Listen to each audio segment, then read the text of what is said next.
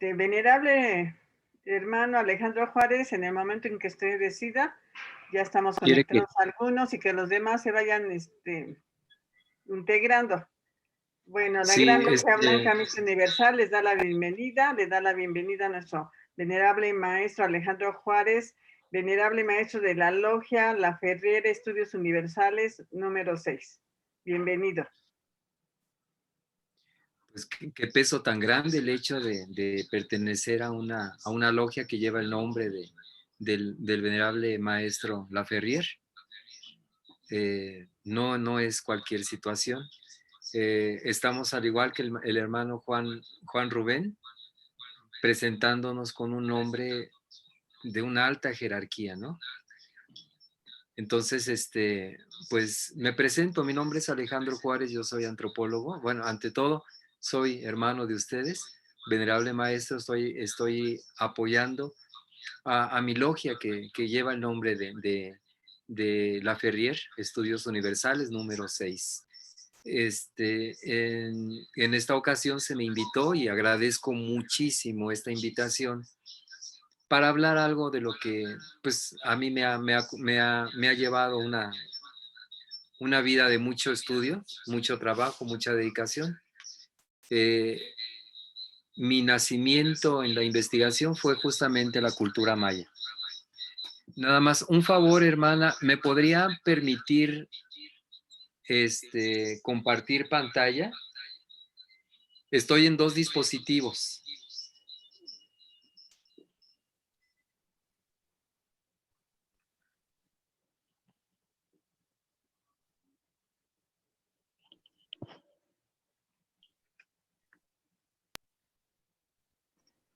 Hermano, usted tiene una función que dice compartir pantalla, ¿no le puede poner? A ver, compartir.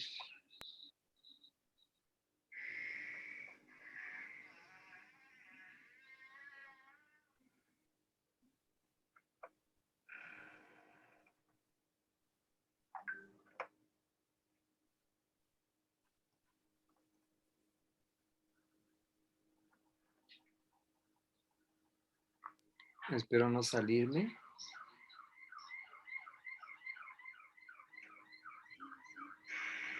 Sí, sí es usted ya. Ya se vio. Bueno, pues este es el mundo al cual me he adentrado mucho. Durante ya van a ser 36 años de investigación justamente de esta cultura. Soy antropólogo. Dentro de lo que es la antropología, me adentré a la especialidad de 4 culturas específicamente. La cultura egipcia, soy egiptólogo. La cultura... Disculpen, ¿podrían cerrar sus micrófonos para que se escuche bien? Gracias.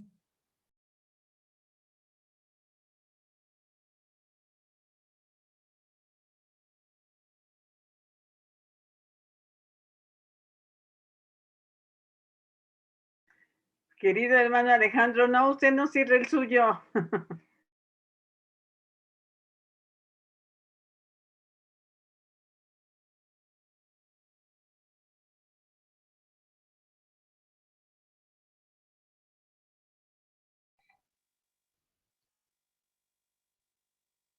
Hermano Alejandro, usted tiene el mute. Para que usted pueda escucharse, tiene que abrir su micrófono. Muchas gracias. A ver.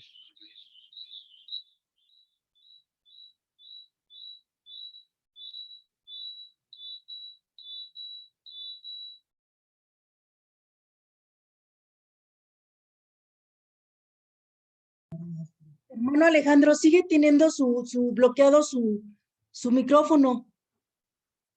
No se escucha. Ahí está, ya está. ahí está, ya perfecto. Sí, los demás usuarios, pues, es recomendable que lo mantengamos en mute para que todos escuchemos bien la conferencia. Gracias.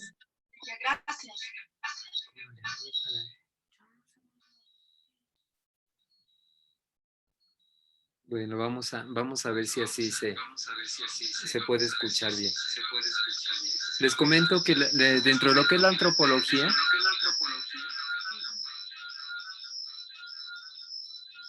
nada más un poquito, permítanme tantito porque hay falla técnica.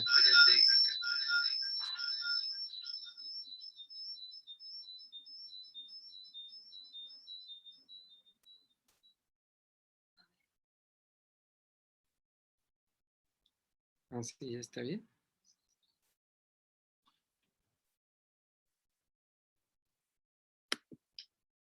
Ajá, creo que ya. Sí, bueno, ya.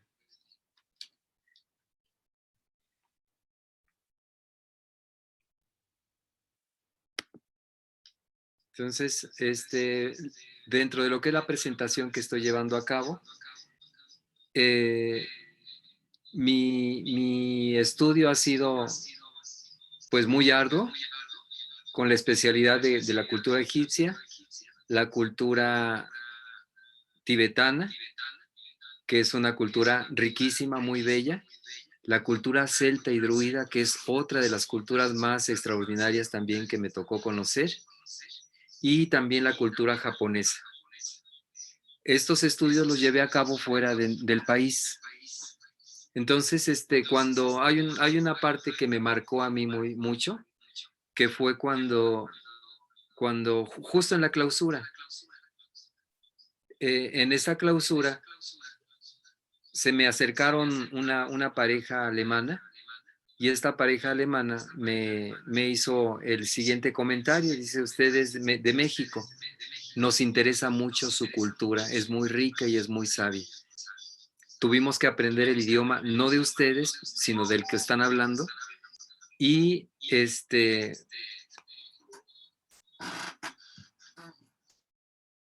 queremos saber sobre lo que es Civitzaltum. En ese momento yo realmente no sabía qué era Civitzaltum. Lo primero fue dar vuelta a la cabeza a ver qué pasaba, qué era ese lugar. Desgraciadamente, pues no pasaba por mi cabeza absolutamente nada. Y lo único que hice fue decir: no sé. Después de esta impresión tan fuerte que me llevó el hecho de ver a estas personas, que después de tener una alegría en el rostro se les desdibujó, pues yo me hice la pregunta: ¿por qué salí de mi país a estudiar otras culturas? Que no está mal, pero no sé nada de las mías. Entonces, cuando sucedió esta situación, pues no me supo el hecho de graduarme en otro país, y regresé a nuestras tierras, a México. Entonces, después de esta experiencia, lo único que me quedó fue preguntarme qué debo hacer. Al mes yo ya estaba en Civitzaltum, que es una zona arqueológica impresionante de la cultura maya que está en Mérida. Y entonces esta experiencia me hizo cambiar muchas cosas. En principio renuncié a lo que había estudiado y me adentré a esta investigación de la cultura maya.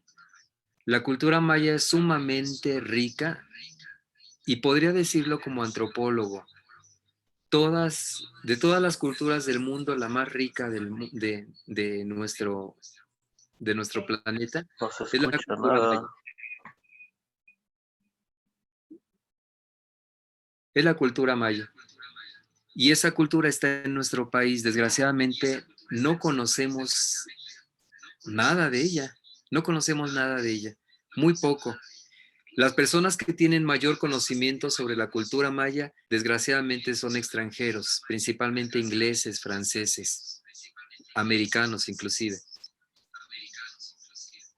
Entonces, esta Esto me causó mucha sorpresa, pero yo quería estudiar algo que no estuviese tan trillado de esta cultura. Entonces, lo primero que pues sorprende de esta cultura, pues es la arquitectura, porque es lo más visible.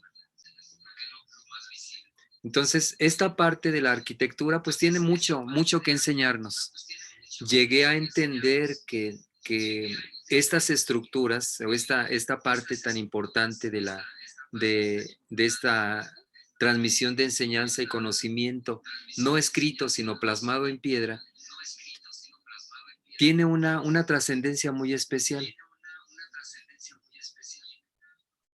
Nuestros ancestros, con toda su sabiduría, con ese nivel que tenían de sapiencia y de conocimiento, lo que nos transmitieron fueron esquemas.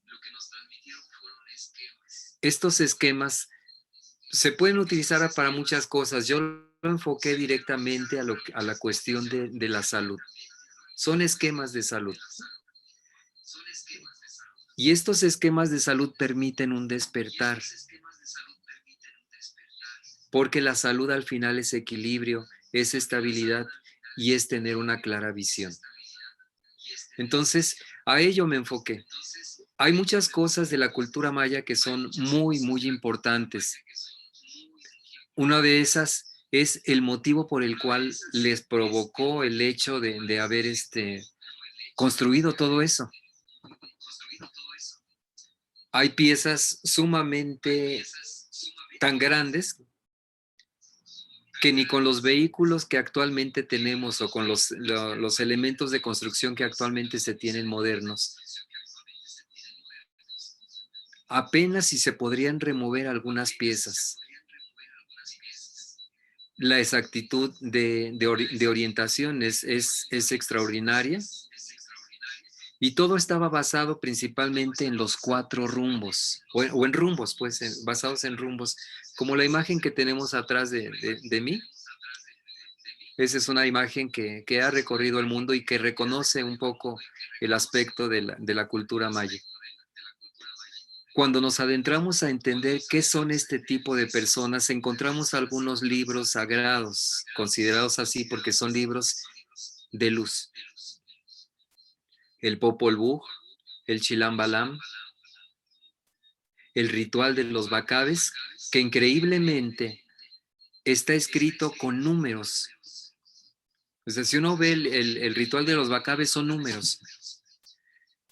Y para entender esos números, pues es muy difícil que alguien lo llegue a entender a la fecha.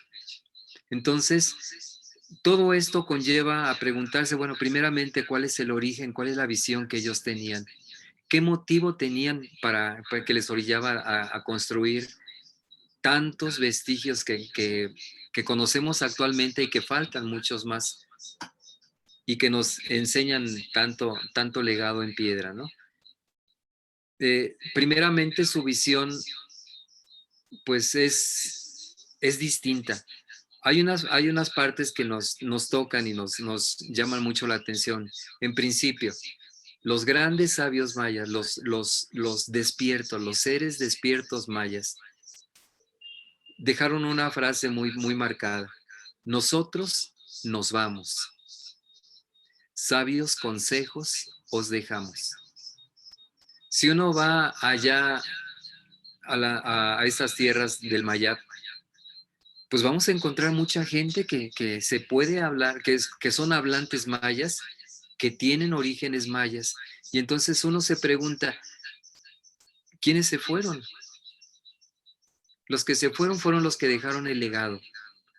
Los que nos quedamos fuimos los Güeyelbal, decían ellos, los desperdiciados, los faltos de energía, los durmientes. Entonces, estamos buscando entender quiénes son ese tipo de personas que realmente lograron despertar a través de un análisis de su vida. Y después de mucho buscar, encontré en uno el libro que hace poco estudiamos, el libro negro de la francmasonería, del doctor Serge Raynaud de la Ferrière. Y en el prólogo simplemente habla de que nosotros hemos cometido un error. Creemos que nuestro origen viene de Oriente.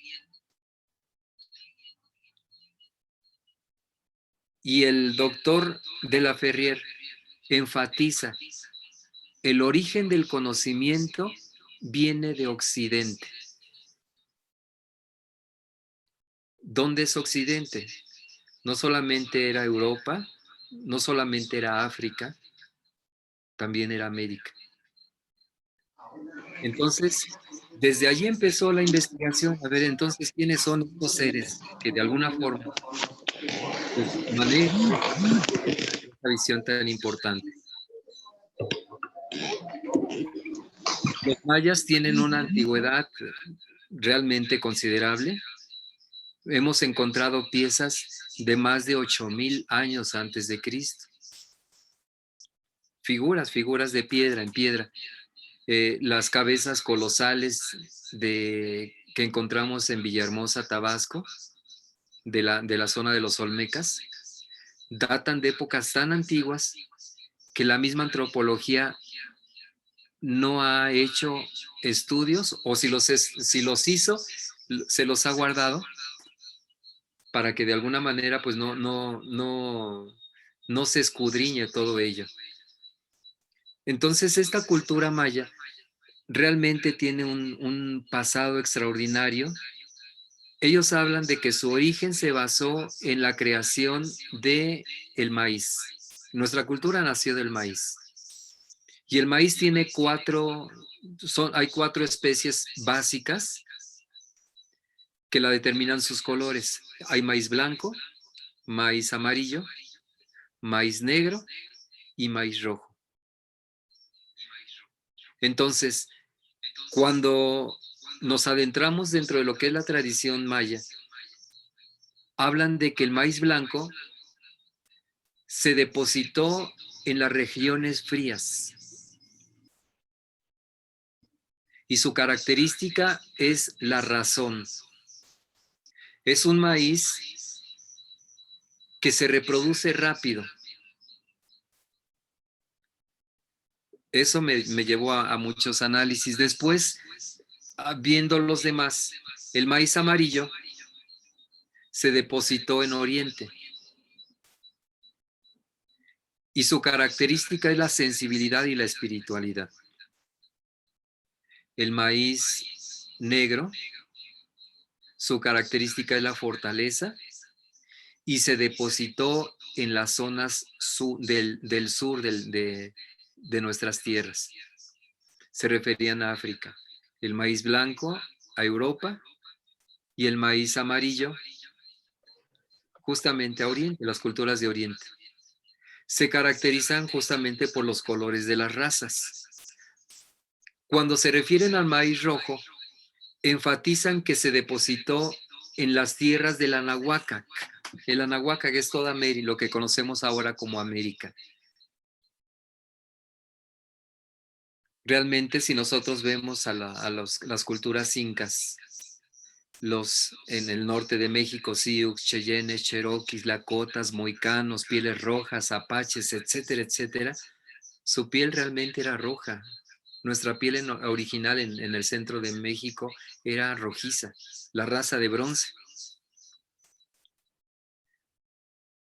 Su característica del maíz rojo justamente era su corazón, la sensibilidad del corazón. Entonces, esto simplemente hacía mención justamente de las características de las culturas y de la humanidad que existía en todo el planeta. Pero cuando se referían al origen de los mayas, de ellos mismos, hacían mención que su origen era una fusión de 2 maíces, maíz blanco y maíz amarillo. Ellos se hacían mención de que nacieron aquí en América, pero que su misión fue el transmitir la semilla del conocimiento a las regiones altas de Europa y a las regiones lejanas de Oriente. Cuando uno estudia las culturas hindúes, cuando uno analiza las culturas tibetanas, por ejemplo, nos llevamos la sorpresa de que existieron los Naga mayas y que los mayas pues eran justamente eso. Los nagas naga es serpiente y maya significa ilusión. Entonces, esta parte es muy importante. Si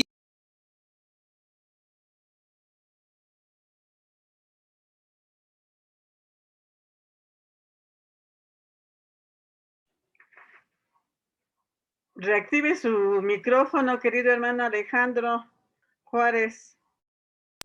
Voy, ya. Entonces, esta parte que nos habla el doctor de la Ferrier, justamente nos habla de que el origen del conocimiento y la sabiduría no nació en Oriente, sino nació aquí en América. De América se trasplantó. Voy a fortalecer un poquito lo que decía el doctor de la Ferrier. Mexico significa el ombligo de la tierra. Entonces, dentro de lo que es el origen del mundo maya, se habla de que nosotros nos pertenecemos a la madre tierra, pero que antes de que existiera vida en la madre tierra, hubo vida en la luna. A la luna se le llama abuela. Entonces, hubo un hilo conductor que transmitió la vida de la luna a la tierra. Y ese hilo conductor se llama ombligo y se depositó justamente en México. Y por eso las primeras culturas se llevaron a cabo aquí en América. Entonces, hasta esta parte, pues coincidimos o hilamos lo que decía el doctor de la Ferrier. El conocimiento tal cual creemos que existe, no viene de Oriente, viene de Occidente. Y lo dejamos claro con esta situación. El hecho de entender que hubo vida en la luna antes que en la tierra, pues es muy complicado. Eso yo creo que lo vamos a dejar al tiempo y lo dejamos para otro tipo de investigaciones y de estudios. Entonces, quiero cerrar esta parte de aquí, porque cuando estudiamos un poquito esos mayas despiertos que decían, nosotros nos vamos, sabios consejos os dejamos, uno investiga, ¿en dónde están? ¿Quiénes son? Y hay restos y vestigios, a ver si encuentro yo el nombre ahorita. De una orden que se llama Suku-un. Pero se agrega otro adjetivo que es Sak Suku-um. Se formó mucho tiempo atrás una hermandad mayor blanca, que fue la que se consolidó y se llevó a cabo ese trasplante de conocimiento hacia Oriente. Nuevamente, regreso a los escritos del doctor de la Ferrier, y el doctor de la Ferrier habla justamente de una hermandad blanca, una fraternidad blanca que permite que se aperturen grupos cuya única finalidad es que la humanidad despierte y recuerde para qué nosotros nacimos, o recuerda a la humanidad para qué nació. Entonces, con estos fundamentos, pues ya quisiera iniciar esto que queremos decir, los paralelismos entre la cultura maya y nuestra muy querida masonería, y lo que de alguna manera también el doctor de la Ferrier fundamentó con lo que es la gran fraternidad universal. Vamos a encontrar muchas cosas, pero me quiero enfocar solamente a dos aspectos, porque si no nos vamos a llevar toda la noche y no vamos a acabar. Entonces, hasta aquí hay alguna o tienen alguna pregunta. Solamente no me pregunten sobre la vida de la luna, porque esto está muy complejo. Tienen la palabra, queridos hermanos, si hay alguna pregunta. Todo quedó claro. No me digan, a mí me llevó muchos años analizar todo esto.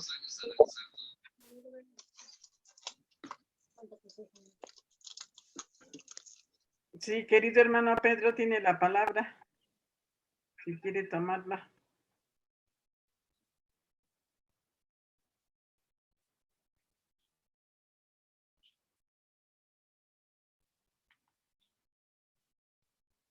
¿Sí? Sí, tiene la palabra, querido hermano Pedro.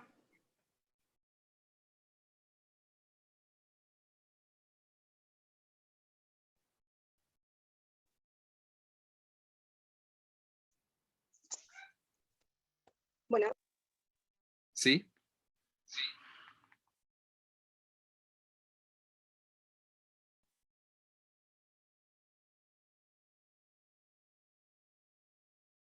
Bueno, Es que levanta la mano, pero no abre su micrófono. Buenas noches. Bueno, aquí estamos sí, en el grupo del CULA, de la cultura. ¿Me escucha? Sí. Bueno, ¿me escucha? Sí, escucho. Repito la pregunta.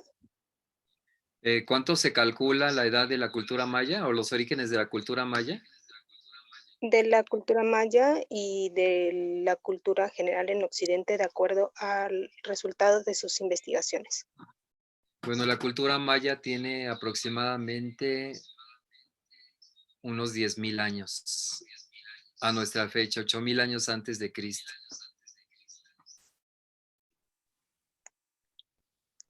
Su origen, ellos hablan de que su origen son los Itzáes. Si nos acercamos un poquito a la parte del centro de México, a donde estamos nosotros, vamos a encontrar que las culturas nahuatlacas, incluyendo también los olmecas, los mixtecos, principalmente, ellos hablan de que su origen es de Aztlán, ellos vienen de Aztlán. Aztlán, pues se refiere justamente a la Atlántida. Nuestras culturas hablan de que han existido a la fecha 5 soles, o 5 razas, o 5 eras en la Tierra. Nosotros actualmente es la quinta raza la que se está poblando. Anterior hubo un cataclismo que eliminó a la cuarta raza, y justamente esa cuarta raza es la raza Atlante. Entonces, si decimos que el centro de México habla de que su origen es de Aztlán, justamente se refiere justamente a este continente perdido.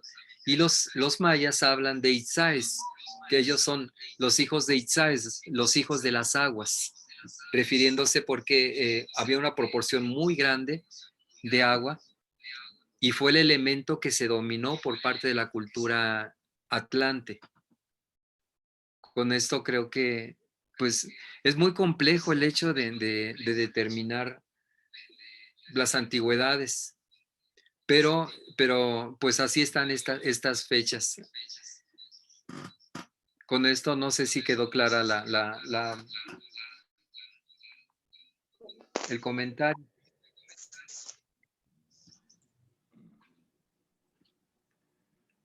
Sí, maestro, gracias, claro. Bueno, entonces estamos hablando de que nosotros tenemos un origen. Adelante, don Juan Rubén. Gracias.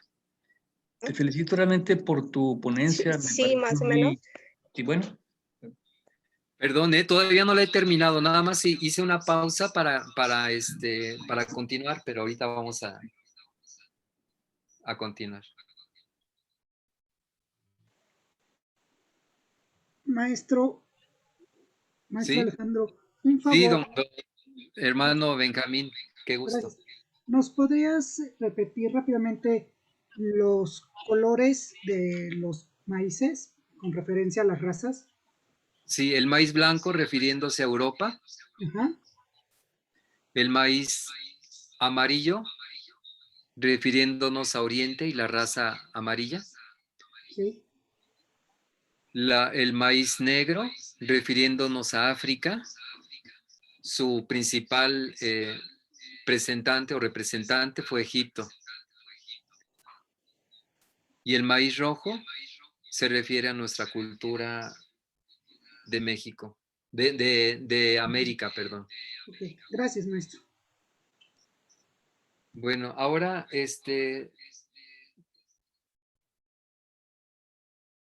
quiero compartir pantalla para ya empezar ahora sí la información.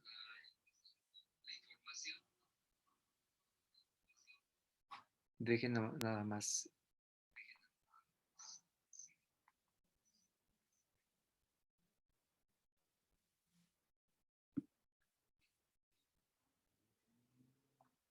Ya está. La masonería y civilización maya, ese es el título que dejamos. Y quiero que analicemos estas dos primeras imágenes. La principal es la imagen que tienen a su lado izquierdo. Existen tres personajes. El primer personaje no lo van a percibir. Déjenmelo a ver si lo puedo checar. Ay, no. Bueno, es un recipiente que tiene leños. Se quiso interpretar una gran hoguera. De esta gran hoguera surge un personaje, un segundo personaje, en forma de una serpiente emplumada. Y surge una tercera imagen o un tercer personaje. Este es femenino y lleva en sus brazos un recipiente. Entonces, este es el dintel número 15 que se encuentra en Yaxchilán, en Chiapas, obviamente de la cultura maya. Su título es El origen. Nuestro origen es de una gran hoguera, de una hoguera. El creador, el dador de la vida. Y esa gran hoguera, para poder manifestarse,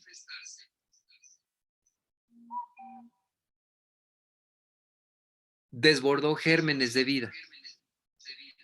Como en una hoguera que suelta chispas, ese es el resultado de esta gran hoguera. El segundo personaje se llama Gucumatz. Es Cuculcán, lo que nosotros aquí en el centro conocemos como Quetzalcóatl. Este personaje tomó en sí estos gérmenes de vida y los trasladó a una tierra fértil. Esta tierra fértil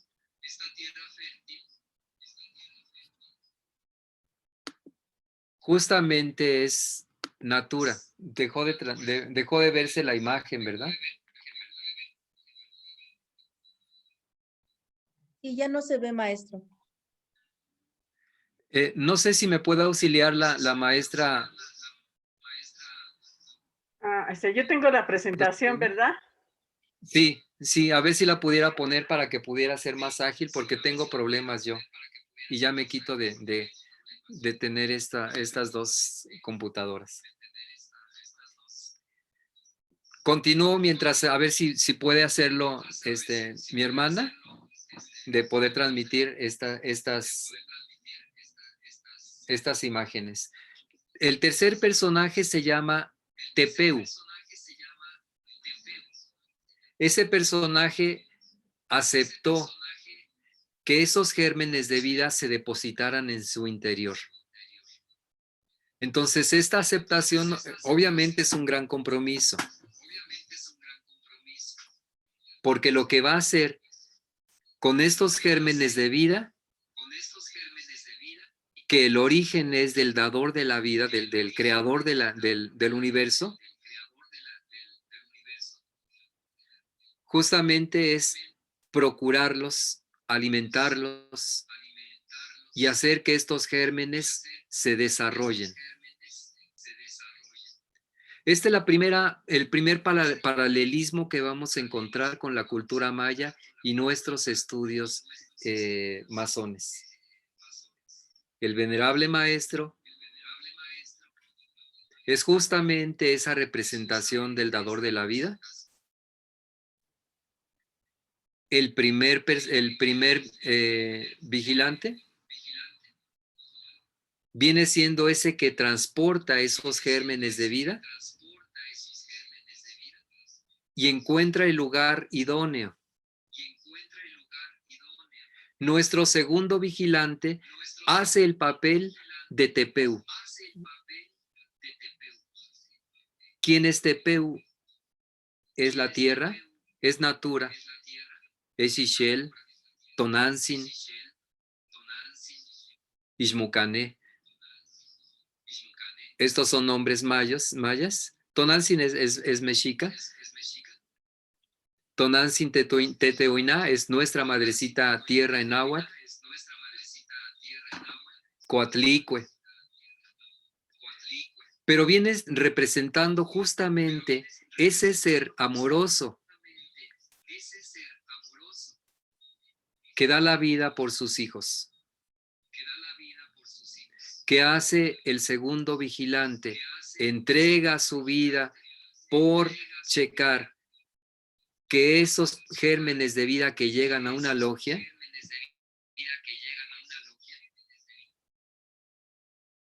ya está esta parte. Sería la segunda imagen, maestra, por favor. Aquí está.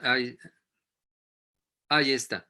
Entonces, este personaje, Tepeu, que es nuestro segundo vigilante, es el encargado de hacer que estos gérmenes de vida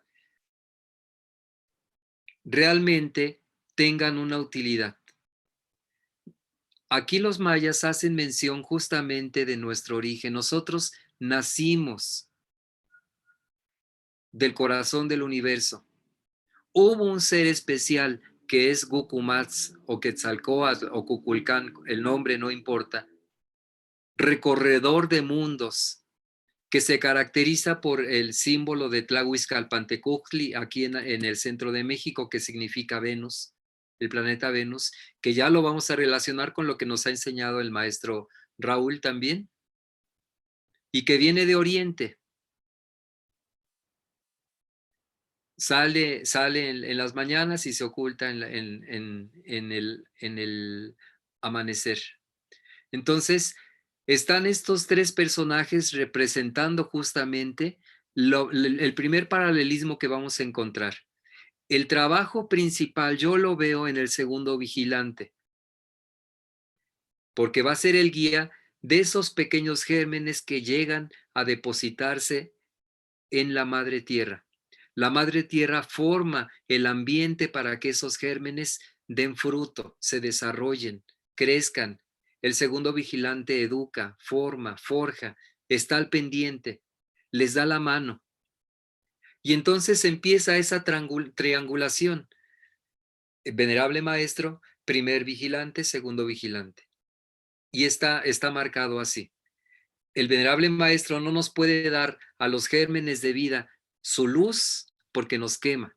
Entonces manda un emisario que es Gucumatz, que es el primer vigilante, y el primer vigilante da la orden al segundo vigilante para que el segundo vigilante, o Tepeu o Natura, dé la instrucción de la formación que requiere o que necesita ese germen de vida para que empiece su desarrollo, magisterio, su evolución dentro de la vida. Dentro de esta imagen tan maravillosa, encontramos esta triangulación, este primer triángulo que vemos aquí. Esto es masonería pura, oculta dentro de una cultura muy antigua. Entonces, este trabajo es muy interesante. Natura creó 4 reinos: mineral, vegetal, animal y ominal. Nosotros estamos en el reino ominal. El reino ominal fue la evolución y fue el desarrollo de los reinos inferiores a nosotros. Nosotros estamos en la escalera superior, pero debimos haber pasado por una evolución y un desarrollo dentro de la naturaleza. Y eso lo lleva a cabo el segundo vigilante para que de alguna manera lleve una formación y un desarrollo ese aprendiz. Aquí también están estos 3 primeros grados estos 3 grados que se caracterizan: el aprendiz, el compañero y el maestro. El único objetivo que tenemos como gérmenes, como aprendices, es generar primeramente fraternidad, compañerismo, para poder unirnos al dador de la vida, al creador, al gran arquitecto del universo. Pero regresar a él con maestría, con sapiencia, con sabiduría, con poder. Si no, no tendría caso todo ese trabajo y esa evolución del universo. Es extraordinario esta visión de nuestra cultura. Esto es de México. Queridos hermanos, esto es México. Esta es sabiduría pura de nuestros ancestros, plasmada simplemente en un dintel, en una imagen, en una estela. Todo el conocimiento está plasmado allí. Lo refuerza también lo que son los textos antiguos. Uno de los textos antiguos que marca esta leyenda justamente es el Popol Vuh. Existen 7 tipos diferentes de Popol Vuh. El más común es el que viene de Guatemala, de los quichés, pero hay una versión distinta que hemos encontrado de distintos Popol Vuh y que al final van conjuntando, pero todos concuerdan. Primero hay un creador, ese creador requiere un emisario, ese emisario busca la tierra adecuada, busca el oficial, busca la logia adecuada para que ese germen llegue y se lo deposita al segundo vigilante.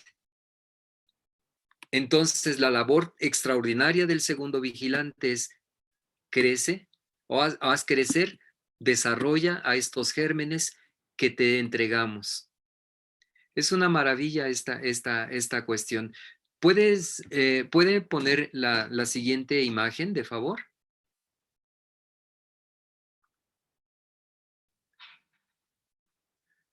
Vamos a ver los diferentes nombres que se le dan a esta gran hoguera. Uk-Ushkaj significa dador de la vida. Es uno de los nombres que se le da a este centro del universo. Ahau, creador del universo, en maya también.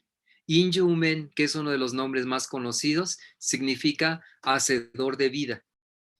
Yunab-Ku, que es única energía. Hay que recordar, nuestras culturas antiguas en América, en nuestras culturas no existía el término Dios, deidad, no existía este término. Este fue una exportación de Europa.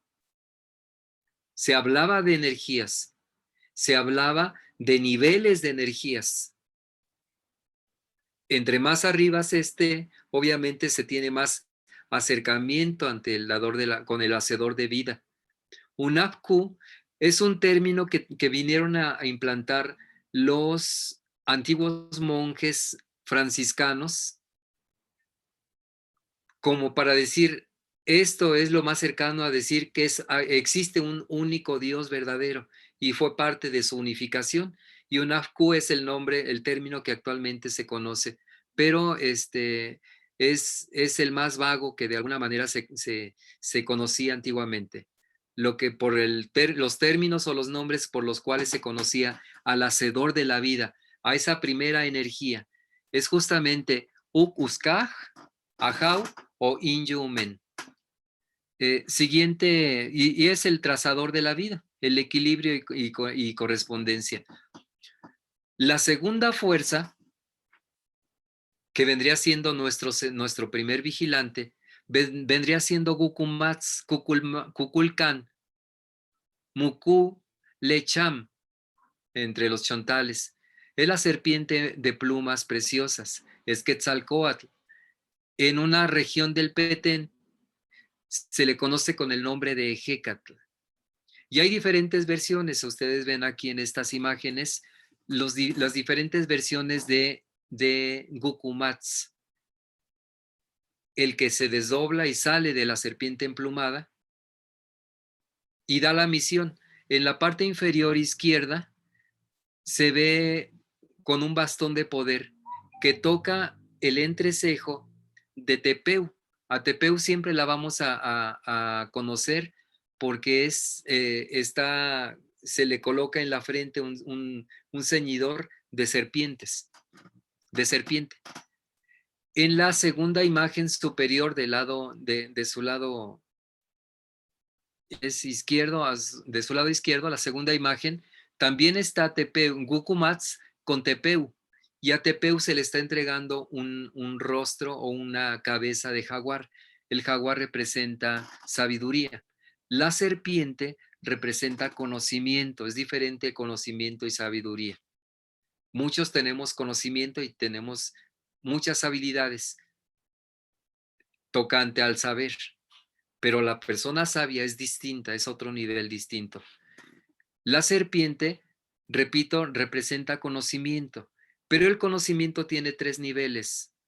Hay una serpiente que se arrastra en tierra, hay una serpiente que envuelve a los seres o la podemos tomar por la mano. En la parte inferior derecha, ahí vemos como una serpiente que no tiene plumas está envolviendo a un iniciado. Y hay una serpiente emplumada. Es un conocimiento superior. Yo puedo decir amor y es un conocimiento. Pero si no lo entiendo, ese amor, nunca lo voy a desmenuzar y me voy a equivocar. Cuando yo asumo y lo tomo en mi mano o envuelvo ese término de amor y lo practico, entonces ya tengo control y dominio de él. Pero cuando yo hago una misión en mi vida a través del amor, servicio a los demás, por ejemplo, entonces esa serpiente se convierte o adquiere plumas preciosas. Entonces se convierte en el término de Gukumats o Kukulkan o Quetzalcóatl. Entonces, siempre es importante entender esta diferencia. La serpiente tiene 3 niveles, pero cuando ya se llega a un nivel alto, ese conocimiento se convierte en sabiduría. Y una persona sabia es una persona de experiencia. Siguiente imagen, de favor.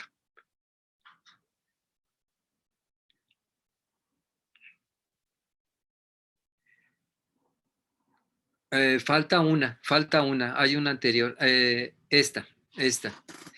Es el tercer personaje, lo que viene representando a Natura. Aquí vemos nosotros 3 elementos y en esta primera imagen que tenemos aquí, no, está un poquito borrosa, pero ya ustedes la tendrán para análisis. Tepeu, al aceptar la misión de que estos gérmenes de vida se desarrollen en su interior, la Tierra cuando acepta esta misión de que se desarrollen en su interior los gérmenes de vida, los nuevos seres, hace una ofrenda y esta ofrenda es muy significativa. Agarra un cordel que tiene espinas de maguey y la pasa sobre su lengua o a través de su lengua. Esa fue la primera ofrenda de Ixchel o de Tepeu o Ixmucane o Maya o Natura o Madre Tierra. Ella ofrenda su sangre, ofrenda su dolor por esa aceptación de tener a sus hijos en sus entrañas, a sus nuevos hijos. Entonces, hay diferentes imágenes que vemos nosotros de la representación de Natura. Natura, entonces, es nuestra madre, la reconocemos como ella y tiene diferentes vertientes. Por ejemplo, cuando hablamos de nuestra madre logia, justamente estamos hablando de Tepeu y su representante es el segundo vigilante. Si vamos, por ejemplo, y vemos a una comunidad o vamos a una comunidad indígena, vamos a ver que lo primero que hacen es justamente sembrar un ombligo o un altar, porque van a tener una conexión directamente con Natura y se va a hacer una comunión con ella y todo lo que se lleve a cabo de ritual va a estar conectado con Natura.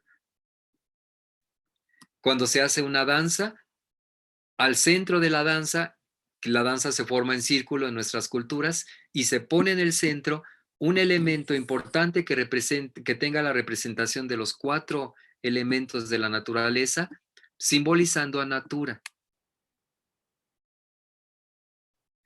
Es un trabajo extraordinario. Cuando alguien se coloca de segundo vigilante, entonces va a ser ese contacto con Natura. Es el emisario de Natura. Es el portador de la voz de Natura. Y es el que conduce a esos nuevos gérmenes o a esos nuevos elementos, a esos nuevos integrantes. Es extraordinario todo este tipo de información. Seguimos la siguiente imagen, por favor. ¿Hay otra antes? Bueno, aquí está. Estas 3 representaciones son presentaciones gráficas que se llevan a cabo en diferentes culturas de América, hablando justamente de estos 3 elementos o estas tres fuerzas. Lo relacionamos de otras maneras.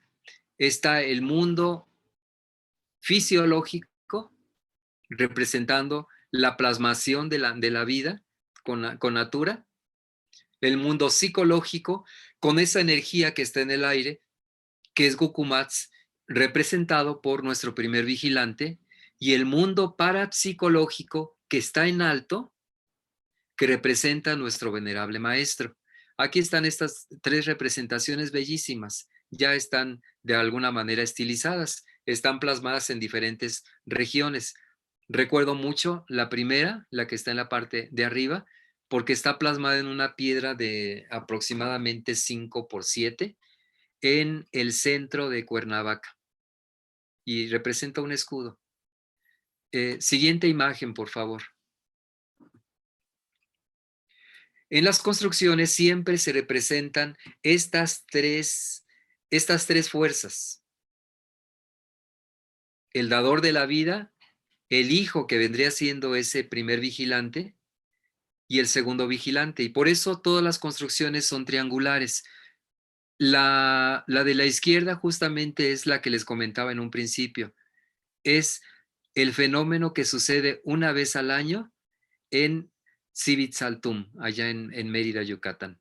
Y la siguiente es Tikal, pero todas las pirámides son creadas, o los teocalis son creados en forma piramidal, recordando justamente estas 3 fuerzas a las cuales se debe nuestra vida, nuestro existir y nuestro trabajo. Siguiente imagen, por favor.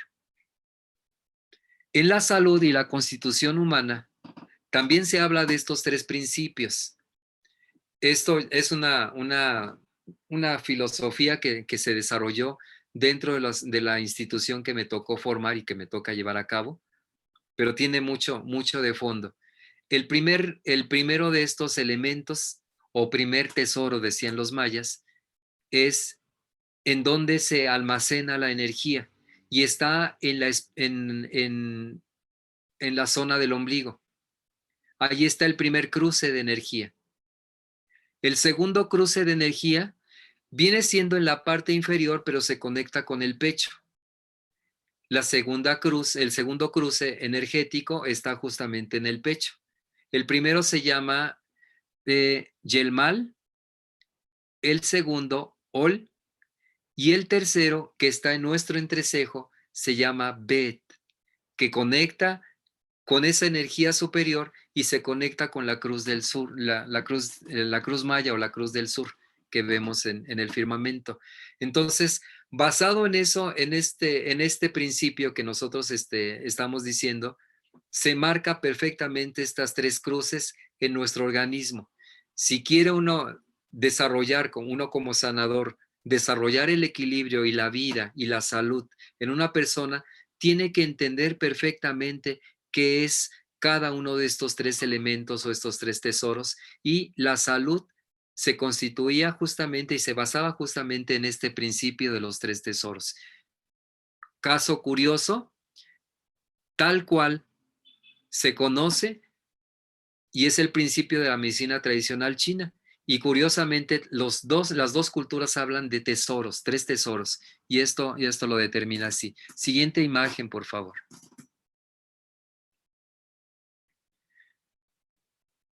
¿Qué representa la primera fuerza? El dador de la vida representa la conciencia. ¿Qué representa Gukumatsu, la serpiente emplumada? Representa la energía. ¿Qué representa la materialización de la vida? Pues justamente lo representa Tepeu o Natura. Ahora, esto se plasma justamente en el nivel que nosotros tengamos de conciencia. Ellos hablan de tres niveles, los mayas hablan de tres niveles. El nivel de Xibalbá, que es el nivel más inferior, no los infiernos, aclaro. El nivel del Cap, que es el nivel medio, y el nivel superior, que es Kan o Chan. ¿Quién vive en el Xibalbá? Los hombres pequeños, los que están iniciando su camino. ¿Qué sería en nuestra masonería? En la masonería, justamente el aprendiz. Él vive en el Xibalbá, vive en la ignorancia, vive en el vicio, vive en el obscurantismo. Su nivel es porque está en el grado de materialización. Pero tenemos, si aspiramos buscar el segundo nivel, que es el nivel Ka, ahí están los mercaderes y profesionistas, Polom, los que tienen padre y madre que de alguna manera les heredan ya un camino desarrollado. ¿Y quién está en Kam o Cham? Un hombre verdadero, Halach Unik, y los más altos del sol, los que tienen luminosidad. Entonces aquí vemos estos tres niveles que los podemos comparar de igual manera también con los rasgos dentro de lo que es la masonería. Esto es muy importante. La sociedad se desarrollaba se desarrollaba por méritos, y cada quien se colocaba donde su mérito y su nivel de conciencia le permitía. Y se tenía que respetar justamente su nivel de conciencia, su grado de evolución, su grado de desarrollo, su nivel de despertar. Entonces, esta parte es muy importante porque nos hace entender que justamente, pues muchos somos y vivimos simplemente como principiantes. Nos iniciamos en la vida, pero vivimos simplemente como principiantes. Difícilmente llegamos a compañeros, y los maestros pues obviamente ya tienen un nivel diferente.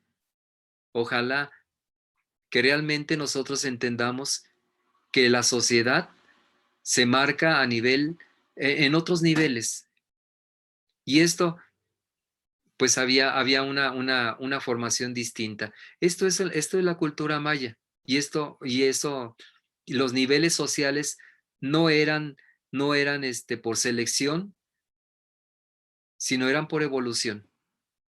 Siguiente imagen, por favor. Aquí está un aspecto también muy importante. Se anteponía mucho el trabajo del manejo de la dualidad.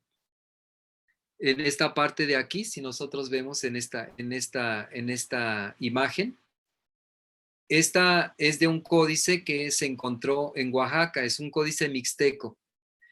Y desgraciadamente vino José Argüelles, creó una visión de lo que es el calendario solar de maya, que realmente no, fue un aspecto de comercialización. Él fue el que recuperó el nombre de Unafku y así lo representó, pero lo importante es justamente estos dos colores, uno que es claro y otro que es oscuro. Y así vamos a ver estas imágenes que vemos aquí. El kalot, dos cosas unidas o juntas, son lo mismo, pero tienen una función diferente. De hecho, al dador de la vida se le conoce como una jícara, y el creador de esa jícara, hay una jícara terrestre que está en la parte de abajo y una jícara celeste. La vida se forma por dos mitades. Entonces, vamos a ver esta dualidad dentro de la cultura. ¿En dónde la vemos nosotros, esta dualidad? ¿Y en dónde nos plantamos para de alguna manera entender justamente esta dualidad dentro de nuestra logia? Pues justamente cuando nosotros nos ponemos frente a estas dos columnas que nosotros conocemos, Yakin, Boaz. Siguiente imagen, por favor. Somos lo que elegimos ser. Entonces, es esta. Aquí estamos viendo esta dualidad y vean esta parte, esta imagen que está en el costado derecho, que la dualidad está plasmada también con la representación de un ojo. Y ese ojo tiene tres vértices o tres salientes o tres lágrimas que representa justamente esta conformación. Si fuésemos muy apegados a la religión, pudiéramos decir padre, madre e hijo. Acuérdense que todavía hasta la época, en el siglo VII, existían representaciones justamente de lo que era la Santísima Trinidad como un Dios Padre, un Dios Madre y un Dios Hijo. Como por fines de que se tenía que establecer un patriarcado, se eliminó el Dios Madre y se convirtió en una paloma y se le dio el nombre de Espíritu Santo. El Espíritu Santo justamente viene siendo eso. Natura es el Santo Espíritu. Es aquel ser bondadoso que dota a sus hijos de lo que necesitan para que puedan desarrollarse. Y esa es la labor de Natura. Entonces, todos nos los modificaron, pero no importa. Cuando nosotros entendemos esta significación y vemos a ese Espíritu Santo como la representación de Natura, entonces le vamos a encontrar un gran sentido. Esta parte la dejamos así. Entonces la dualidad dentro de nuestra logia vamos a representarlo y vamos a conocerlo un poquito en la siguiente imagen.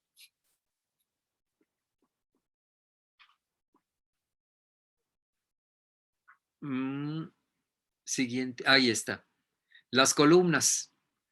Cuando los hebreos volvieron a la tierra prometida, el rey David comenzó a construir el templo de Jerusalén, el Templum Domini, que es el templo del Señor.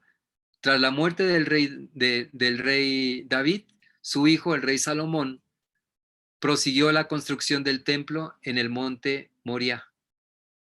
En la obra, Salomón contó con la ayuda de un amigo de su padre, David, que es el rey Hiram de Tiro, en Fenicia.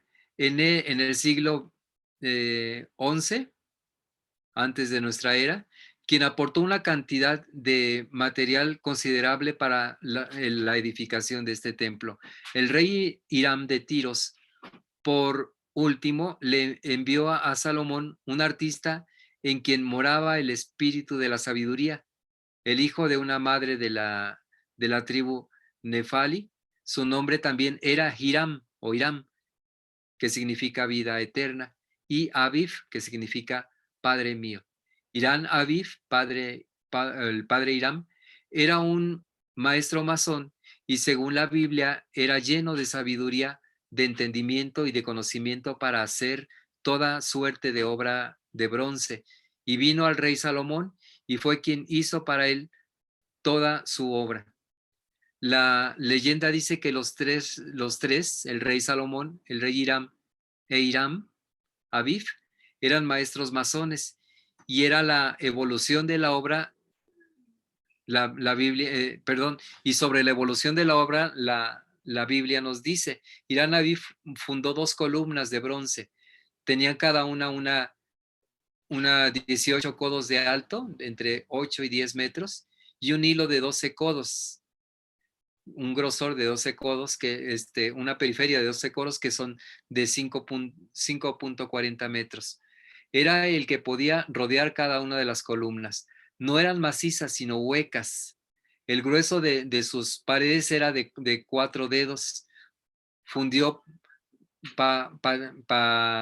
capiteles de bronce para encima de las columnas de 5 codos, 2.25 metros de altura uno y de 5 codos de altura el otro. Erigió primero la columna de la derecha y le dio el nombre de Jaquín, y luego la columna de la izquierda y le dio el nombre de Boaz. Como remate de las columnas había una especie de lirio. Así fue acabada la obra de las columnas, según Primera de Reyes, capítulo 7, versículos del 15 al 22. Según el Antiguo Testamento, tras esto, Hiram Aviv preparó más decoración del templo, fundiendo las obras en una explanada cerca de Jordán. Las columnas también fueron decoradas con cadenas y 2 hileras de 200 granadas. Es importante que un iniciado siempre se recuerde y se reconozca entre 2 columnas o entre de estas 2 situaciones, en estos 2 aspectos, para que de alguna manera pueda llevar a cabo su vida. Si uno vive en el bien y descuida que existe el mal, pues fácilmente el mal lo va a devorar. Uno tiene que vivir en medio, en el filo de la navaja, pero no perderse. Y es tan peligroso vivir en el filo de la navaja porque uno tiende a cortarse, porque uno se va hacia un lado o se va hacia el otro lado. Entonces, esto representa en nuestras tradiciones mayas el aprender a vivir entre columnas, que es otro de los elementos y de los paralelismos que existen con nuestra formación masónica. Pudiésemos hablar de más cuestiones, del número 13, que es uno de los elementos básicos de nuestra cultura maya, pero pues nos extenderíamos muchísimo. Y hay más cosas, ¿no? Lo más importante, y para resumir un poquito, recordamos esta imagen que nosotros tenemos aquí arriba, a ver si la tenemos aquí, atrás de mí. Nosotros tenemos un origen, ese origen es divino.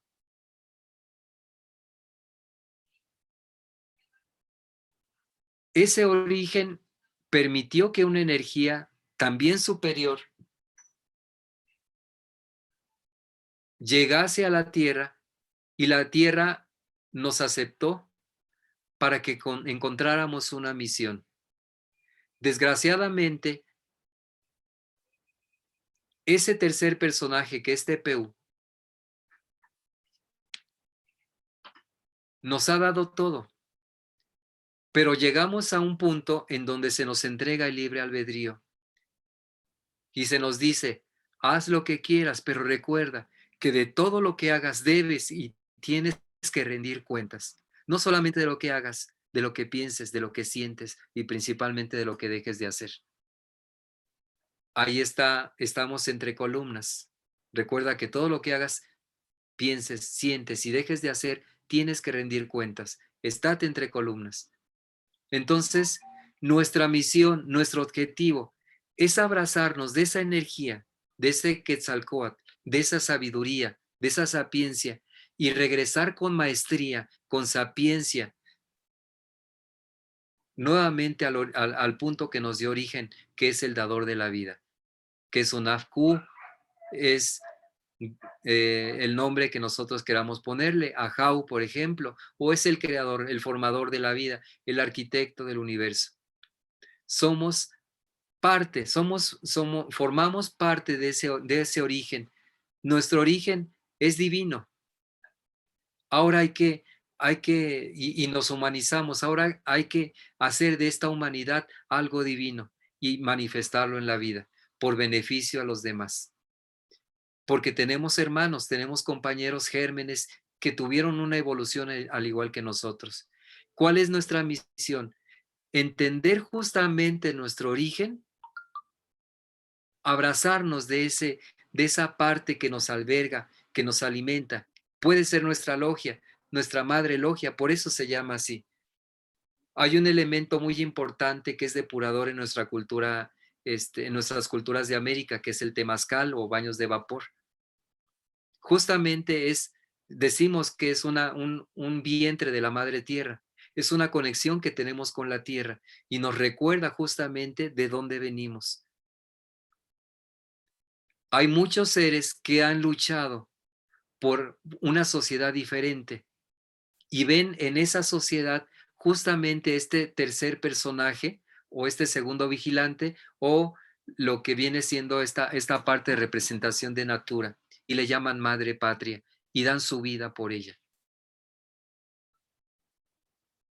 Colaboremos con los fines de la tierra.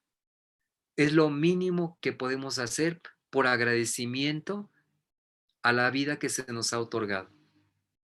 Esa era la misión y esa era la parte más profunda que a mí me llamó la atención.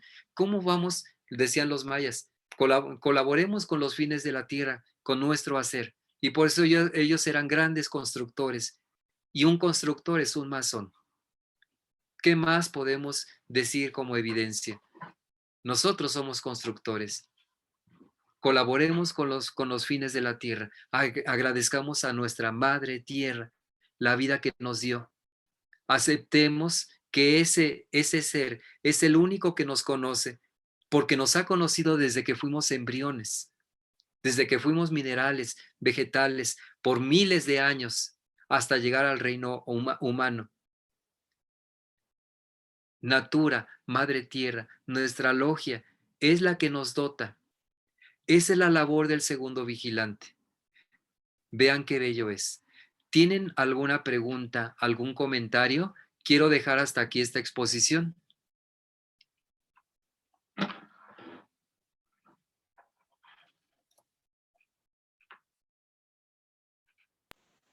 Sin dudas, todo muy claro. Gracias, maestro.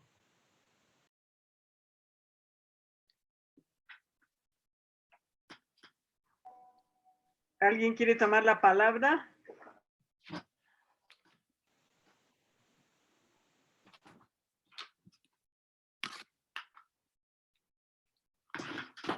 Ya cierro mi pantalla para que puedan hacer las preguntas, ¿no?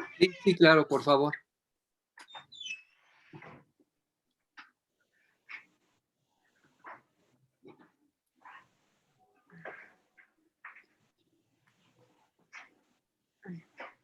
Por favor, no me digan que no hay preguntas. Llevo 36 años para concluir con todo esto. No me digan que no hay preguntas, por favor. Vamos a aprovechar esta oportunidad. Pregunten, por favor.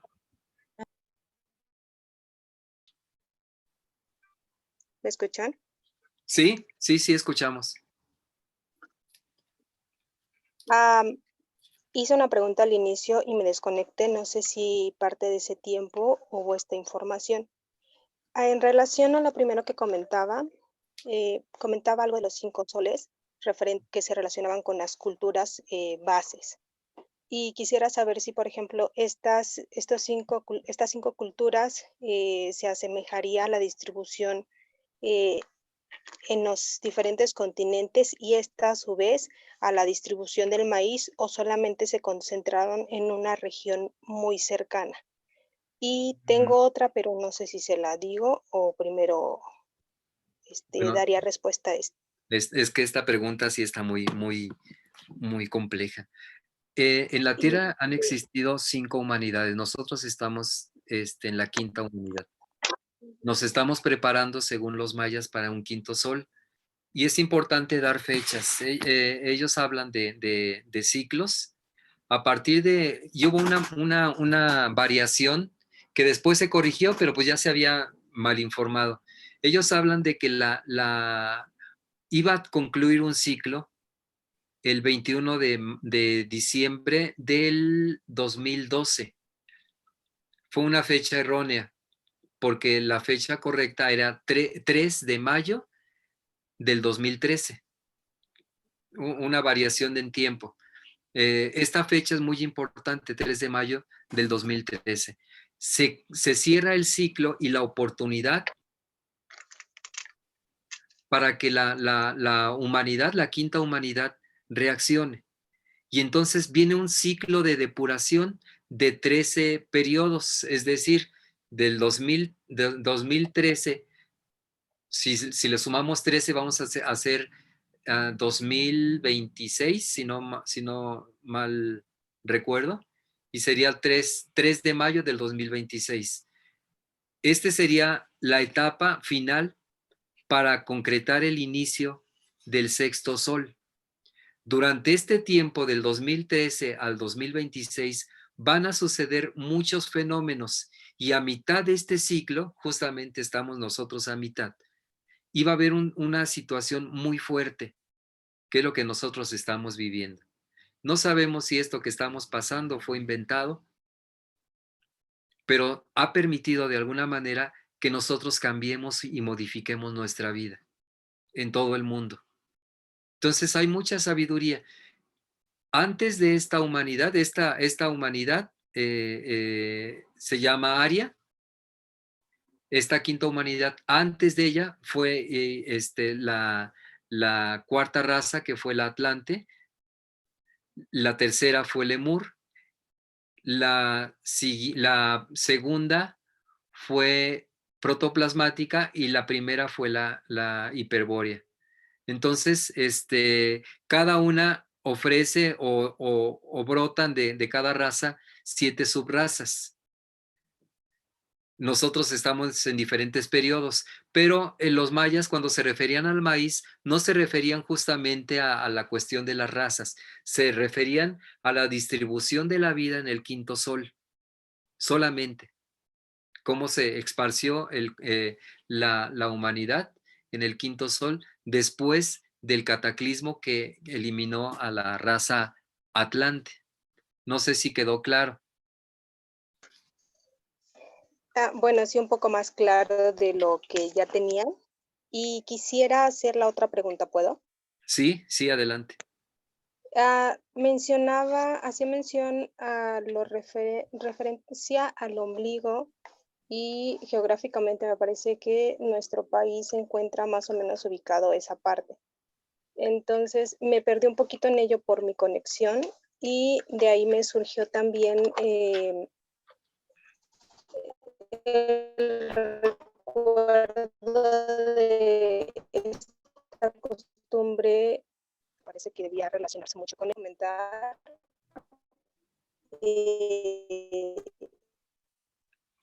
Ahora sí no le escuchamos Una mucho. depuración de raza, y justo iba a preguntar la situación actual, ¿cuál?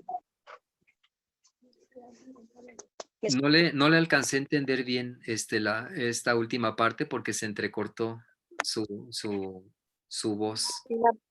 La primera era lo relacionado al ombligo, la ubicación geográfica de nuestro país y la costumbre de enterrar el ombligo en algún sitio.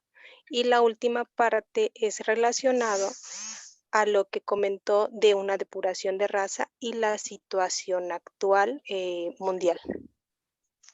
Bueno, el ombligo es algo muy, muy importante.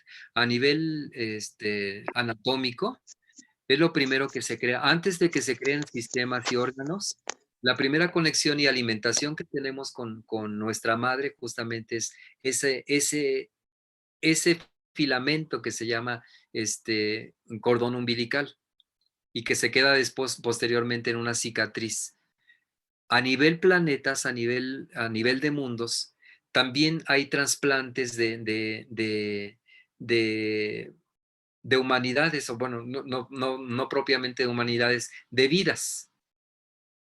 Cuando se termina se agotan las oportunidades de humanidades en un planeta, sea cual sea, este va a pasar a otra región o a otro planeta. Y entonces empieza ese hilo, se empieza a desarrollar para que la vida que hubo aquí, o el heliáster, o la semilla que hubo en este primer planeta, se pase y se deposite en este segundo planeta. Nuestros abuelos hablan madre tierra y abuela luna. Y se hablan de que el origen de la vida de la tierra se fundó en la luna. Esto se lleva a cabo de tradición de voz a oído, de labios a oído y de ojo a ojo. Son muy pocas las personas que de alguna manera tienen acceso a esta información y más cuestiones. Pero sí es importante, Mestli es ombligo de la tierra. Estamos en una parte muy importante. Lo que suceda en México va a afectar directamente al mundo. Si México no despierta, el mundo no puede despertar. ¿Por qué nacimos aquí? Justamente es una obligación. Por nacimiento, tenemos que hacer algo para que nuestro país despierte, porque somos el ombligo. Hay una técnica tradicional que se llama recogimiento de pulso y pulsar de ombligo. A través del ombligo se restablece el funcionamiento de todos los órganos y sistemas del cuerpo. Esa es una técnica poderosa y maravillosa de nuestras culturas. Entonces, basándonos en ello, si nosotros no depuramos el ombligo de la tierra, que es México, el mundo no puede cambiar. Por eso muchas miradas están directamente aquí. Por eso muchos grandes seres, muchos seres iluminados y los seres de la fraternidad blanca están centrados en México. Debe despertar México, debe despertar muchas personas que nacimos aquí, porque esto va a permitir que el mundo florezca, que el mundo cambie. Espero haya sido claro. ¿Por qué se está sacudiendo ahora? ¿Por qué está habiendo tantas modificaciones? Justamente es eso. Hay una frase que a mí me llama y me gusta mucho que han usado en estos momentos de cambio. Quédate en casa. Realmente no lo hemos entendido. Solamente una oruga que dice, me quedo en casa para transformarme, puede cambiar, puede volar. Hermanos, quedémonos en casa, cada cual, porque tenemos que transformarnos. Es momento de despertar. Estamos en los tiempos definitivos para nuestro planeta. Por eso hay tanta modificación, tanta revolución. A veces no la vemos porque estamos inmersos en muchas situaciones, pero hay mucho cambio aquí en México, porque es el ombligo de la luna para con nosotros. Es el ombligo de la tierra. Aquí está esa cicatriz que nosotros llevamos en nuestro abdomen, en el planeta Tierra. Por eso es que hay tanta construcción de centros energéticos aquí en México, porque aquí debe haber una reacción muy fuerte. Espero haya sido más claro.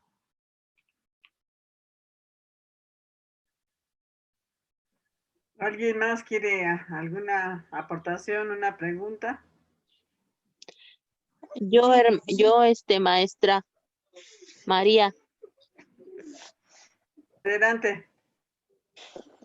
Maestro, bueno, es que, por ejemplo, yo oigo, ¿no? Que todos dicen que, pues sí, el universo requiere, o el planeta, ¿no? Una evolución, pero, independientemente que ya sabemos que como que hay que ser humanos, hay que portarnos bien, o dentro de los contextos que cada quien entiende, ¿no? O sea, ¿de qué manera uno puede potencializar? Y, por ejemplo, o sea, cosas clave para que uno, porque a veces uno quiere, pero sus propios, bueno, yo así le digo, ¿no? O sea, los propios demonios de uno, a veces la forma en la que te someten yo me observo demasiado, ¿no? Yo me observo mucho y veo mucho en mí, pero también veo, o sea, hay defectos que cómo le cuestan a uno. Entonces, por ejemplo, cosas que usaban nuestros antepasados para, ¿cómo lo diré? No solamente para evolucionar, porque todos te dicen, bueno, una de las principales cosas que yo escucho ahorita en el Cábala es no comas carne, ¿no?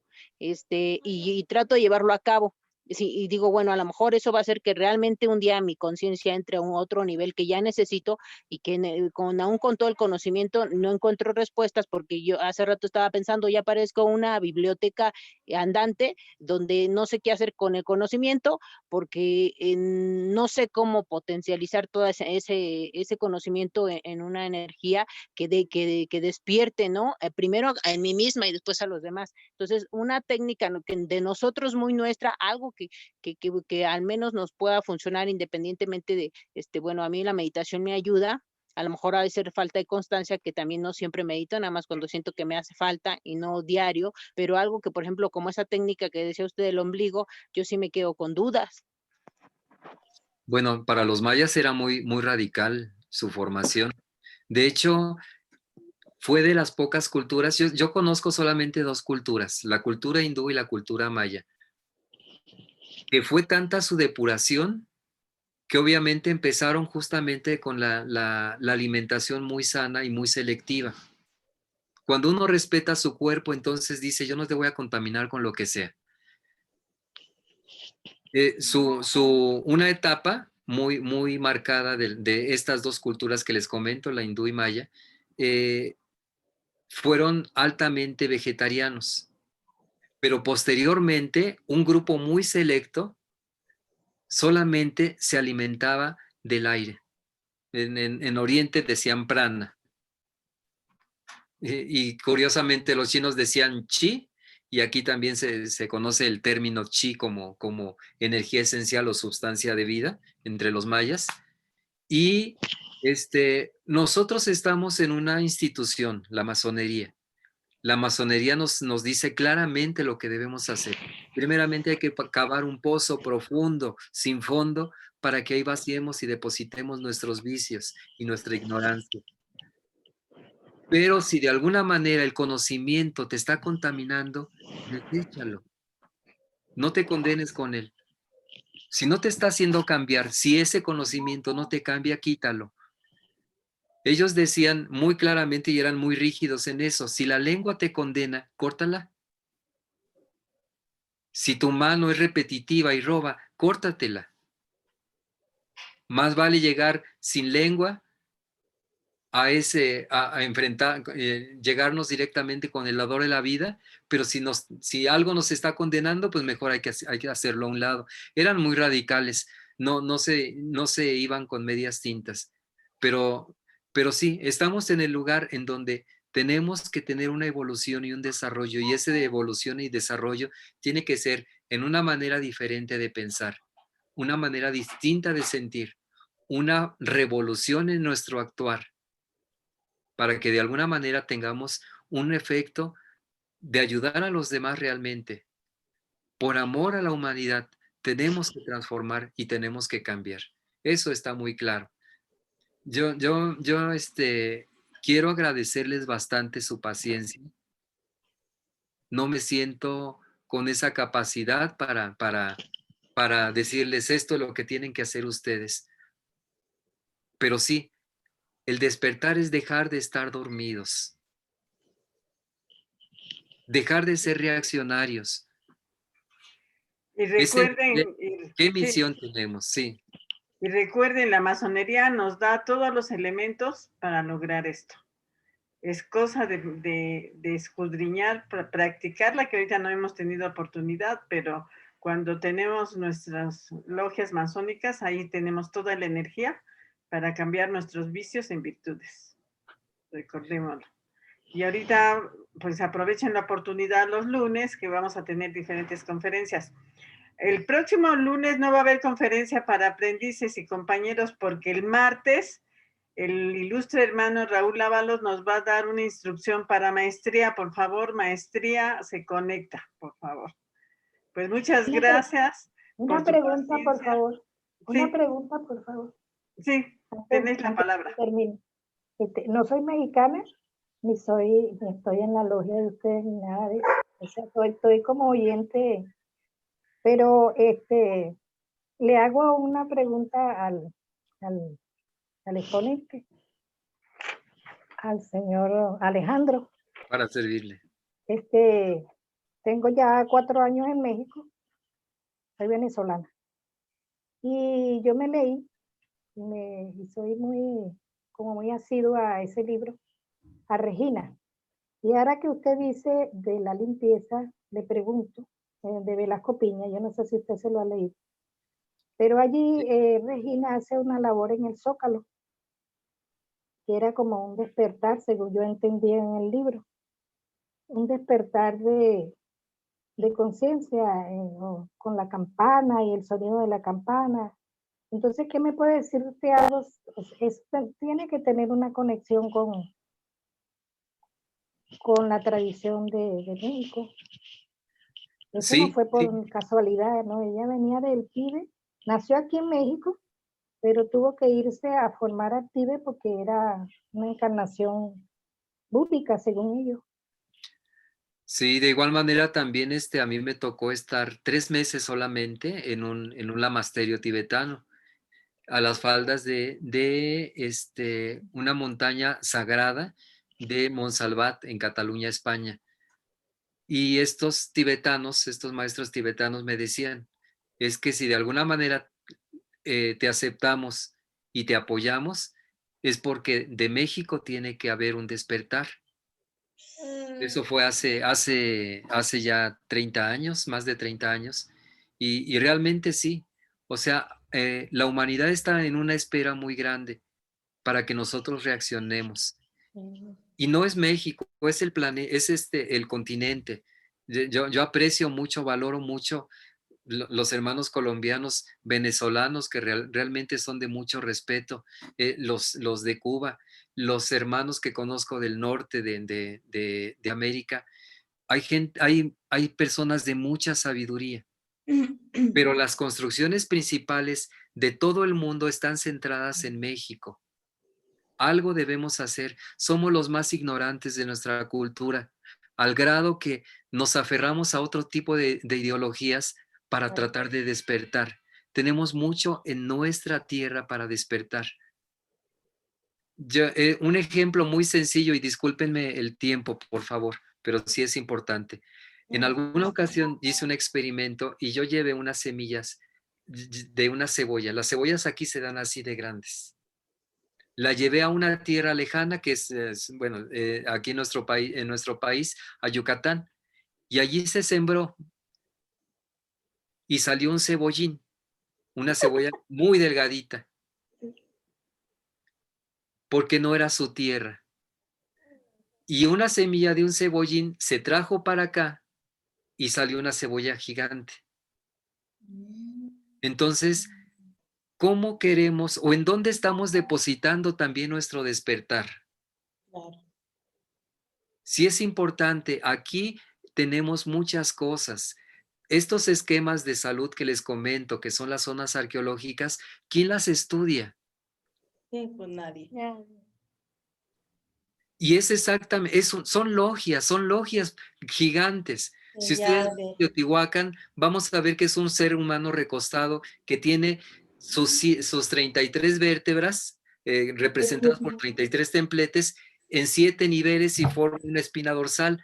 Al costado izquierdo está la pirámide del Sol que representa el corazón y la parte del norte está la pirámide de la Luna que representa el cerebro. Es una logia. Es un ser humano recostado. Son esquemas de salud. Nos enseñan a despertar. Por eso cuando vamos ahí nos reconectamos.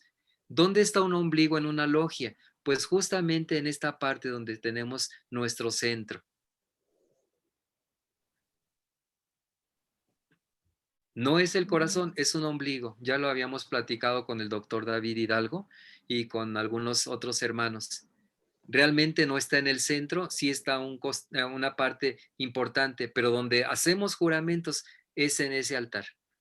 Ese es nuestro ombligo, en una logia. Y en donde sea, siempre vamos a encontrar ombligos.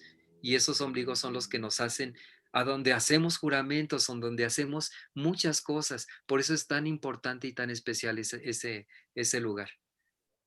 Sin más, de verdad, de todo corazón. Si en algo... Un comentario, mi hermano. Sí, mande. Muy buenas noches a todos mis queridos hermanos. Venerable maestro, interesante. Justamente iba a compartir esa parte de el ara que estaba situada en el centro de la logia, y que sería ese ombligo donde surge, ¿no? Como la unidad. También cuando hacemos el caminar, pues, el circular entre logias, entre la logia, es hacia la izquierda, como es en el caso de la entrada a un temazcali. Se entra del lado izquierdo, ¿no? Ya se toma asiento y se sale por el lado derecho. Entonces, ¿cómo es que va circulando la energía centrípeta hacia adentro? Le llamamos también corazón, pero sí, como dices, es el ombligo, ¿no? Y cuando se va a construir una logia físicamente, en el primer cimiento se pone un obelisco, ¿no? En el centro, que es donde va a surgir toda la estructura. Entonces es interesante, pues, mucho que se podría hablar del simbolismo, ¿no? Ahí atrás tienes la imagen, creo que es la que caracteriza la cultura de Inla Quechalanquén, ¿no? Sí, así es, hermano. Sí, Bueno. hay mucho que aprender y realmente, pues, si entendiéramos según lo que dice el doctor de la Ferrier, justamente el conocimiento salió de Occidente y se llevó a Oriente. Y eso lo dicen en la primera introducción del libro negro de la francmasonería. Analicémoslo. Realmente tenemos que llegar a las fuentes, y las fuentes las tenemos aquí y no nos hemos dado cuenta. De verdad, para mí es un gran honor y es una gran responsabilidad el hecho de emitir palabras. Rogué mucho al dador de la vida que lo que saliera de mi boca fuese algo para mover algo en ustedes. Espero lo haya logrado y realmente estemos en el camino de un despertar. Un despertar no se logra fantaseando, no se logra imaginando luces fantasiosas. Realmente se logra con hechos y se logra justamente con esa ayuda a la humanidad. Es cuanto, queridos hermanos. Gracias. Gracias, maestro. Sí, gracias, maestro. Buenas noches. La Gran Logia Blanca Misa Universal de Libres y Aceptados Masones de la Nueva Era les da las gracias por haberse conectado a esta importante... Quisiera hacer una pregunta. Antes que termine, quisiera hacer una pregunta. Sí. ¿Puedo? Se dice que la cultura china es de las más antiguas. En relación también a conocimientos y una ponencia precisamente del libro negro, mencionaban, de ahí que hice la pregunta al inicio, mencionaban que tenía aproximadamente la maya 50,000 años.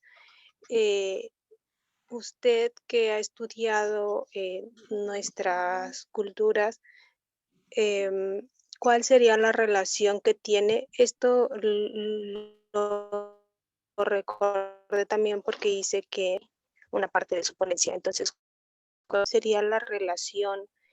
Me queda claro que son hermanas, no sé cuál sea más grande o cuál esté más desarrollada, pero ¿qué podría comentarnos al respecto? Bueno, si vemos construcciones de todo el mundo, todas tienen relación. Se me hace muy descabellado 50,000 años, pero dentro del libro de la masonería, del libro negro de la masonería del doctor de la Ferrier, no establece fechas, pero sí, a nivel antropológico yo sí puedo decirles, hay fechas marcadas o cifras marcadas, periodo clásico, posclásico, etcétera, etcétera, en donde establece que son 2000 años de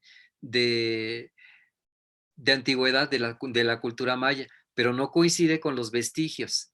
Yo les comento, el vestigio más antiguo que nosotros encontramos, lo encontramos de una piedra que data de 8,000 años antes de Cristo, 10,000 años antes de nosotros. Antes de eso, hubo otras humanidades, porque la Tierra tiene muchos miles de años atrás, muchos millones de años atrás, pero de la vida en este quinto sol, sí podemos decir, son 8,000 años antes de Cristo aproximadamente, y somos culturas hermanas. Puede que haya sido, cuando fue el diluvio, cuando fue esta eliminación de la cuarta raza, hubo espacios de resguardo. Uno de esos espacios, por ejemplo, es Tepoztlán. En España estaba la montaña de Montsalvat en Cataluña, España. En el Tíbet fue otro lugar de resguardo. Fueron diferentes lugares de resguardo. Cuando ya se pudo poblar o repoblar la vida, pues hubo diferentes manifestaciones, pero siempre hubo directivos. Nada se hace sin que se apruebe todo ello, y quien lo aprueba justamente es la Gran Logia, la Fraternidad Blanca. Esa ni siquiera está físicamente, porque se rige por otras leyes, porque maneja cuestiones energéticas, maneja otras dimensiones. Cuando ya nosotros nos adentramos y decimos, a ver, ¿en dónde se fueron estos mayas que dicen, nosotros nos vamos, sabios consejos os dejamos? Les quedó chica esta dimensión, pasaron a una quinta dimensión. Entonces, hay seres en otras dimensiones, y esos seres tienen muchos miles de años. Nada más. Hay mucho que hablar, pero pues nos quedamos con esto. Hermana, gracias, y espero haya sido de utilidad. Maestro. Gracias. Esta información Maestro, buenas la noches. dieron en una ponencia. Y hay otra pregunta por ahí que yo no hice, pero está en el chat por si quiere contestarla. La veo. Muchas Maestro. gracias. Mande. Maestro, muchas gracias, y ojalá nos pueda platicar más. Yo, la verdad, cuando hablan de México, cuando cantan el himno nacional, que ni siquiera tiene que ver con los mayas, la verdad es que yo no sé por qué, pero me pongo a llorar, y entonces a mí sí me encanta que me hablen de toda esa cultura que yo desconozco, porque por una cosa o por otra, ¿no?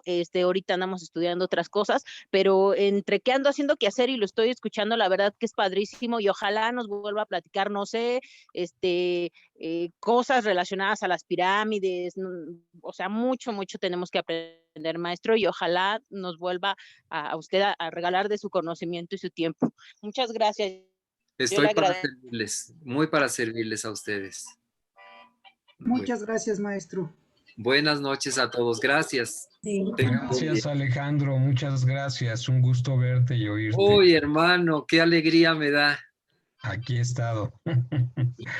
Un gusto, por favor. Un gusto. La oí por ahí, abrazos, por favor, a Lupita. Sí, querido hermano, en verdad agradecido y de todo corazón. Tenemos que seguir. Al contrario. Muchas gracias por esta plática. Un abrazo. Cuídense mucho, saludos, abrazos a todos. Gracias, hasta luego. Hasta luego, buenas noches a todos.